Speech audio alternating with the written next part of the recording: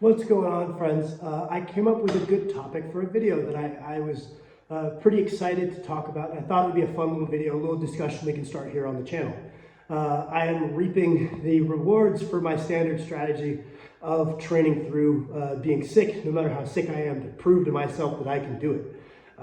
Incidentally, because I'm partly into the block and the weights are pretty heavy, alongside being sick, I have crushed my own CNS to whatever degree you can crush your CNS, and the old immune system's not functioning too good. So I feel fucking terrible. So if I'm a little bit less coherent than usual, I apologize, but I figured this would be a fun video and discussion to get into. So if you've been looking into lifting and you've been around this for a while, you've probably come across this new calling phrase, which is there is no such thing as bad form. And a lot of people, if you don't know anything about what they're referring to, would be like, what the fuck do you mean? What about Snap City? What about bad form? What if their back is round? That's obviously bad. We all know that's bad. What the hell are they talking about? Are we just like being told to drink the crazy sauce? What do they mean there's no bad form? Everybody knows what good form is. And what this is referring to generally is we're referring to the fact that no position is inherently dangerous, right? So if we assume good load selection, our tissue, whether it be tendon, muscle, bone, can all adapt and strengthen in various positions. And if we don't exceed the tissue tolerance of that area, we will not get injured, right? So the perfect evidence when people would be like, oh, well, you hurt your back on your deadlift because you rounded your back, implying rounding the back is the cause of the injury. And we know that something extremely exaggerated like a Jefferson curl, where our goal is to round our back as much as we can, if we progress gradually and select good loads and we have good fatigue management, we know that rounding our back as much as possible under load isn't inherently injurious if we do it in a very good, controlled, and prolonged fashion. So we can say, well, was it the rounding of the back that injured us, or was it poor load selection? Was it doing a weight in that position that we haven't prepared for? We did all of our preparation for that deadlift with a flat back, and then we went for a weight that pulled us into a position that we haven't trained in on. So the issue is the load selection and the lack of preparation, not necessarily the position. And this is something that's pretty well founded. This is pretty accepted within the scientific community, is that the human body is extremely resilient and we can adapt and get very strong in a wide variety of positions. So that would lead people to say, oh, you guys who are commenting Snap City all the time, you're creating unnecessary fear. You're making people who are scared to go to the gym more scared. We know that powerlifting compared to other sports is actually quite safe, even when done at a high level comparatively. You're scaring people for no reason. And we also should communicate better that it was the bad weight selection and the ego lifting, so to speak, in terms of load selection, that was the injury, not that the form is bad, right? And that's where we get this calling cord. There is no bad form, right? But that's assuming our only goal isn't to get injured. I assume if you're watching this video, our goal is to not get injured and also to get stronger, in which case, yes, there must be good form, right? Biomechanics exists. There are certain techniques that lend themselves to better progression than others, maybe prioritizing using different primary movers, trying to focus on our positioning. We can set ourselves up for future success. And this is something that I'll notice very much with people I coach. If they're coming from, let's say, a previous coach or coaching themselves, who they or their coach were kind of, let's just get stronger, form isn't the most important thing in the world, we just need to get stronger and stronger and stronger.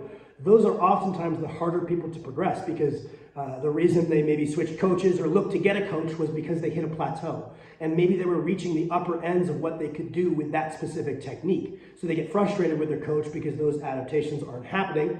Maybe they would come to me, or maybe they were doing it themselves, right? I'm not trying to bash other coaches. There are a million coaches out there better than me. I'm not trying to use this as some marketing ploy. But they'll come to me and they'll be like, hey, I'm plateaued. Let's get over this plateau. And realistically, if I feel that they've run to the limit of their technique being underdeveloped, and that's what's holding them back, we have to take a step forward. We have to take one step backwards to take two steps forward. That's additionally frustrating, because they're like, what the fuck? The whole reason I went to a coach was to get over this plateau. Why are we going backwards, right? And it's you can kind of run into the limits of technique. And I've always been a big advocate of you don't necessarily need to get elite form before you put weight on the bar. As long as you're progressing when you're a beginner lifter, it's okay to have beginner form. As long as you're working on getting stronger, you're also working on getting more technically proficient. And by the time you're intermediate, I would expect, and the goal is to have intermediate form. And as you need to get to advanced, having advanced form is part of that process to me. We could look at like more weightlifting style systems where you need to have that technique locked in before you progress, and that can work very well as well. I can tell you that some of the easiest people I've ever had to coach were people who had either a good training partner, or a good mentor, or a good coach who was a grassroots coach, because there's very different skills within coaching. Some people are really good at getting the most out of a high-level athlete, right? And a high-level athlete probably has pretty refined their technique already, and there's not a lot of, like, not big changes you're gonna make at that point. It's really good fatigue management, good loading strategies, good variation selection, that it's gonna be excelling in the programming that's gonna make you a great coach of higher level athletes, alongside like mentality and all of that. On the other side of the coin, there are people who are great at coaching beginners. They're great at taking someone who has never done a squat to depth and teaching them the fundamentals and getting them to really, like, running them through a progression of maybe a box squat, and then a goblet squat, and then a front squat, and a high bar. And so by the time they're able to back squat, they're able to do it really well. Those people who have been laid that foundation and have had that opportunity are sort of the easiest people to coach. I barely have to be smart at all, if at all. I just need to present them with reasonable loading schemes I know work for people at that level, at that strength level, and boom, there's not much left for me to do. And those are some of the easiest people to coach. So that's the benefits of achieving a high-level technique before you get to a high-level lifter. But that being said, some people do really hold themselves back because they're so anal about achieving this perfect form that they never get around to following good progression schemes and holding themselves to a high standard in terms of progression from training cycle to training cycle. So when we get into this question of, is there such thing as bad form? Yes, there probably is. I mean, what is bad varies from the person, and you'll see good lifters who are smart people. Obviously, there are good lifters who are dumb people who are where they are despite what they're doing, not because of it. But there's also some smart people that have technique that looks a little bit off average. John Hack's deadlift is not how just about anyone would teach the deadlift. John Hack is also not only a freak athlete, but he's a very intelligent guy. I'm sure he has tried fiddling with a lot of variables, and that is what he has found works best for him, right? So no technique is inherently injurious. It's the piss poor load selection that's usually getting people hurt. Two, our only goal isn't getting hurt, so there must be good form. There is techniques that lend themselves to better progression or worse progression, right? Someone who has a very underdeveloped hinge within their deadlift, they're relying on their spinal erectors as a primary mover. For the average person, if they commit to deadlifting and they're just going hard, right? They're whatever the fuck the kids say, they're working out their demons or whatever, right? And they just go use this as an outlet. They could get pretty goddamn strong on the deadlift pretty fast just by trying really hard with this pattern.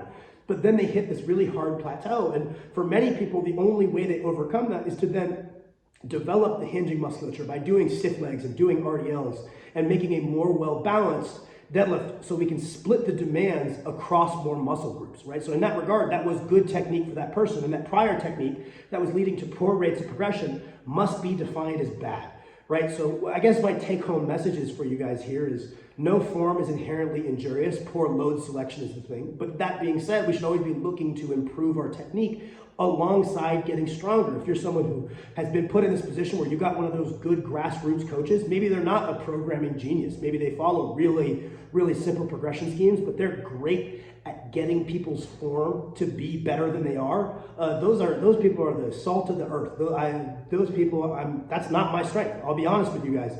There are many people I've met who, if you gave them, a 30-year-old guy who's never done a squat before, they're going to get a better result in terms of his technical progression than I am, for sure. I've met a million people like that. It's not my forte, so to speak, right? So if you're in that position where you can have someone set you up with really good form, that'll set you up for great gains in the future. But don't be scared to progress alongside. There's nothing wrong with being intermediate with intermediate form. It's a strategy you're going to have to adopt to overcome that to get better, but don't be scared of adding load. As long as you're following reasonable progressions and each week prepares you for the next, your risk of injury is quite low. And even if you do pick up an injury, if we're within good fatigue management, especially if you're a natty guy, the injury is going to be something that's relatively easily rehabbed. And that's just kind of a part of the process. And if you lift long enough, you'll pick something up. It'll be really scary. It'll suck at first. And once you've had one or two, you start to understand that rehabilitation process, and it becomes a little scary. It's just a pain in the ass, right? So that would be my kind of general thoughts. I'm sure there's stuff I didn't touch on here that I would like to have. I'm beat to shit. I'm very tired, and my brain is filled with fog. But I really wanted to talk about this. Thank you guys for watching my video.